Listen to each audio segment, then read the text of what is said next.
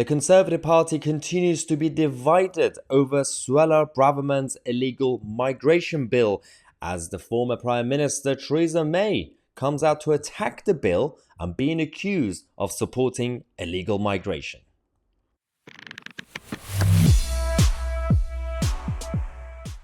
Oh dear, Theresa May's back. Yes, Theresa May, the former Prime Minister and also Home Secretary at the time, who failed to prepare the country to actually back and protect our borders.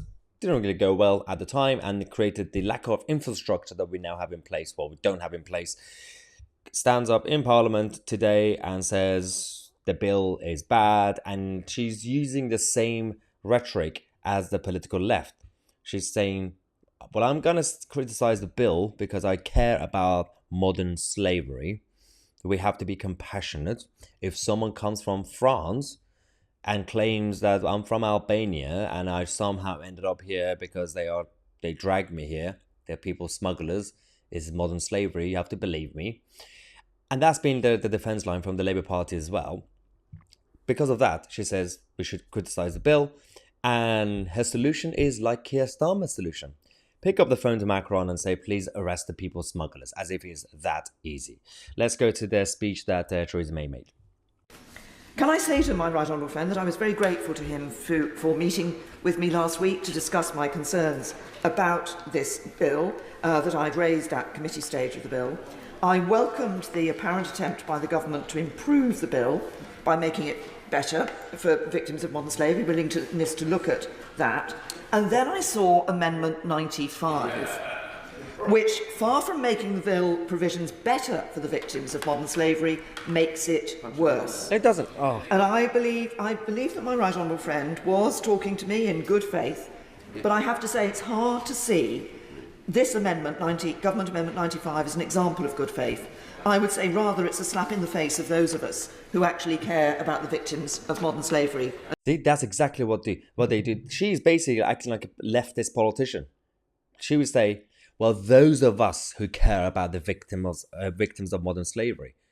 And that basically means if you don't support what I'm going to say, that means you don't care about the victims of modern slavery. That's just nonsense. That's not how things work in this country. Human trafficking.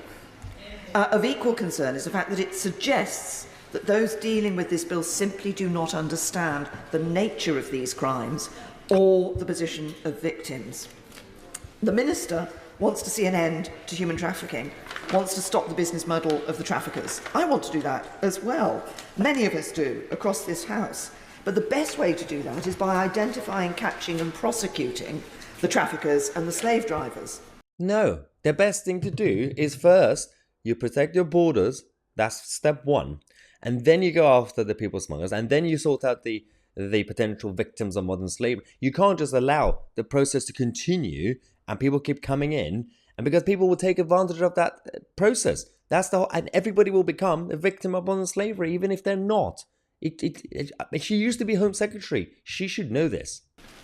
Government Amendment 95, by making it an assumption that victims do not need to be present in the UK to assist an investigation, makes it much harder to investigate and prosecute the traffickers and slave drivers. It's been shown time and time again that the ability of victims to give evidence is affected by the support they receive. Yeah. They need to feel safe. They need to have confidence in the authorities.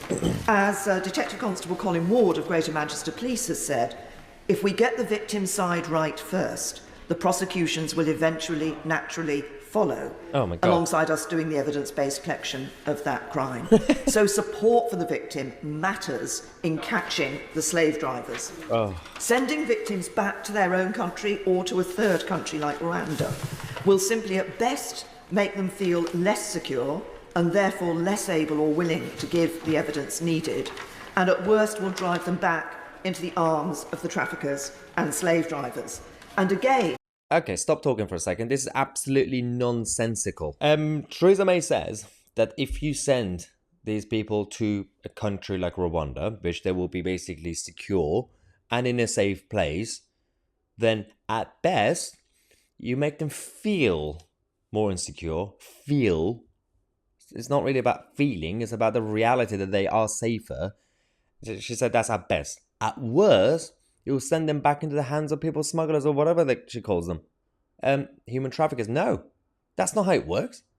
If you send them to France, yeah, maybe that would make more sense. They're all there. But she doesn't understand the reality. Well, clearly she does. She's trying to completely gaslight everybody else. This is gaslighting. She says, well, I'm going to make a speech, and I'm going to make the theme of my speech about the modern slavery victims. So this way, if anybody criticizes what I'm saying, that means they don't like the victims of modern slavery. Really? Gaslighting. Absolute gaslighting. So, that's not the reality of the situation when it comes to border control. We will keep you guys posted on the developments of the House of Commons.